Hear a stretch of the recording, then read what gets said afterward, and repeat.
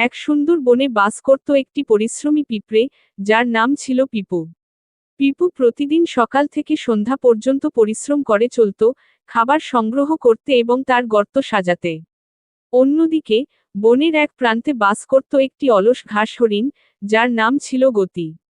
গতি খুবই অলস ছিল, এবং সে সব সময় ঘাস খেতে অথবা গাছের নিচে শুয়ে থাকতে পছন্দ করত। একদিন পিপু তার কাজ শেষ করে বিশ্রাম নিচ্ছিল, তৎক্ষণাৎ গতি এসে বলল, পিপু, তুমি তো সব সময় কাজ করো, কিছুক্ষণের জন্য বিশ্রাম নাও।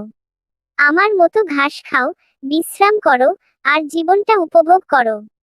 পিপু হাসতে হাসতে বলল, তুমি যেভাবে বলো সেভাবে হয়তো একটু ভালো লাগতে পারে, কিন্তু আমি জানি যে পরিশ্রম করতে হবে। সারা বছর খাবার সংগ্রহ করতে হবে, না হলে শীতকালে আমি কষ্ট পাবো। গতি মুচকি হাসল।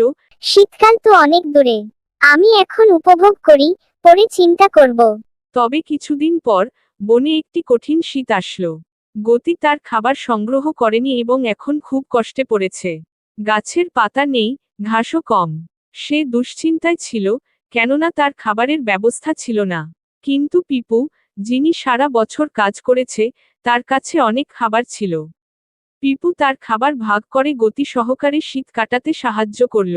গতি অত্যন্ত অবাক হয়ে পিপুকে বলল, পিপু, তুমি যে পরিশ্রম করেছো, তাতে আমি বুঝতে পারলাম অলসতা কখনো ভালো ফল দেয় না। তুমি আমাকে শিখিয়েছো পরিশ্রমই আসল সাফল্য।